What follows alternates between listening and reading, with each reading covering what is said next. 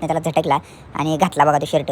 मग मस्तपैकी आपली केस वगैरे नीट केली मी आणि परत आपली दाढी बी नीट केली बघा. तुम्ही इथं दिसतच असेल तुम्हाला. आणि मस्तपैकी मी असं तयार झालो जसं की पोरगी बघायला जायचं. बॅग घेतली आणि कपाटाला आपल्या कुलूप लावून कपाट लॉक झाल्या बघून निघालो.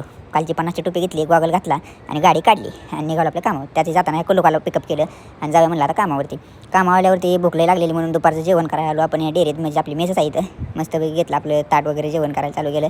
जेवण करून आलो परत मार्केटमध्ये मार्केटमध्ये फिरून झाल्यावरती आलो मेडिकलमध्ये काम करावं म्हणलं. मला थोडं होतं रिपोर्टचं काम करता करता ह्याला म्हणलं तू बी थोडं कर. तरी तिथनं पळून गेला बघा. मग आपली ड्युटी संपली, मेडिकलला टाटा केलं आणि निघालो आपल्या घराकडं. पण जाता जाता आपला झाला ॲक्सिडेंट. मस्तपैकी हाताला पायाला कोपरं फोडून घेतला आपण. हे बघा कसं मलम लावत होतं त्याला. मग जाऊ द्या म्हणलं आता, तरी पण रिस्क नको घ्यायला म्हणून गेलो दवाखान्यात. मस्तपैकी जरा मलमपट्टी केली, इंजेक्शन घेतलं. हे मॅडमने 2-4 बाटल्या कसल्या बतल्या काय कळलं नाही मला. आणि भल्या मोठ्या पट्ट्या बांधल्या बघा पायाला.